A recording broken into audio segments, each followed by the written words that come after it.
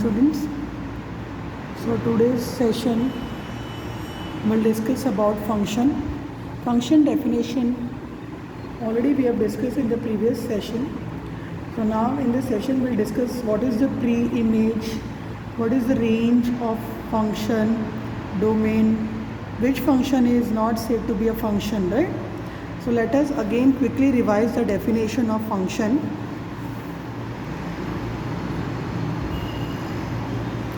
So function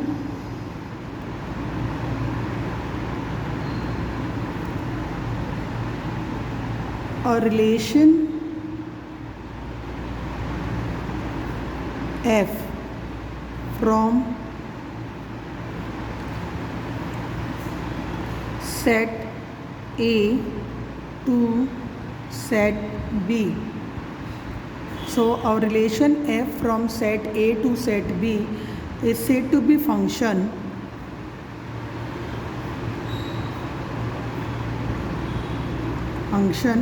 if every element of set A has unique image in set B. So this is the definition of function. So if I write function which is defined from set A to B, and we will choose the small a, that is from the domain of the function, such that f of a equal to b, then b, here whatever the value we get as b will be in the codomain of the function, that is b. So here b is called the image of a under f. What it is called? B is called the image of a under f. And we can say that A is pre-image of B under the function f, right? Now next thing is a function which has a domain. Now we'll understand what is real value function, real valued function.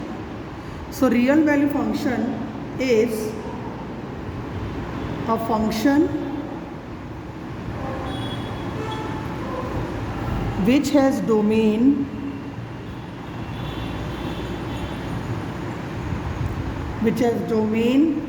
either R, that is a set of real numbers, or one of its subset as a range, then it is called a real value function. Next is real variable function, real variable function. So real variable function, if a function has a domain R or it is a subset of R, then it is called a real variable function. If a function has domain R or a subset of R, then the function is called real variable function. So when the function is not said to be a function, so function, if I define a function A to B, this function is not a function. When it is said to be not be a function, when if there is an element in the domain of the function, that is A, which has more than one image in the codomain of the function, right? So we can say that the function is not a function. So we can write the definition as, if I write the function which is defined from A to B is not a function, if there is an element in domain of the function A which has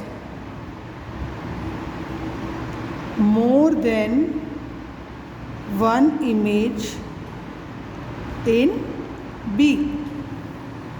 right? So such kind of function is not said to be a function.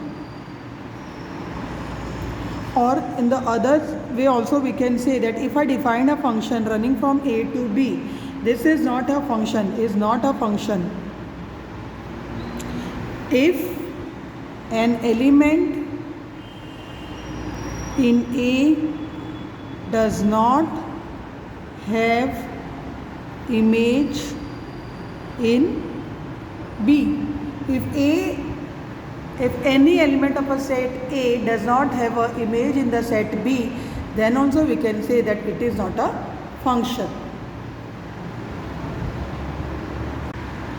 Okay. So now we'll discuss some functions and their graph. The first function graph, you can see it is a identity function, right?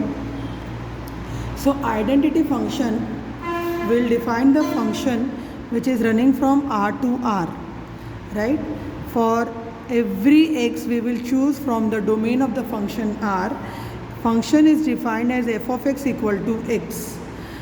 Okay, so you can see the graph of the identity function is a straight line. It is passing from the origin. This is the origin, right?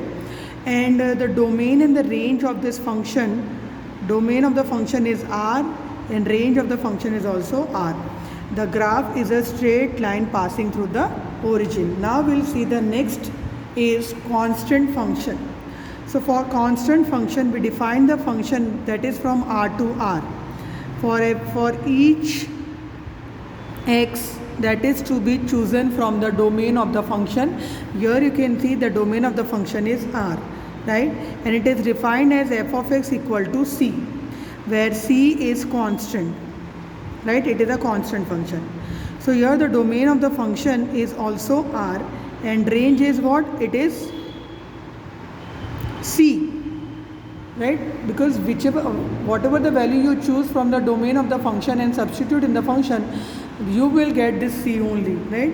So the graph of constant function, here you can see it is parallel to x-axis.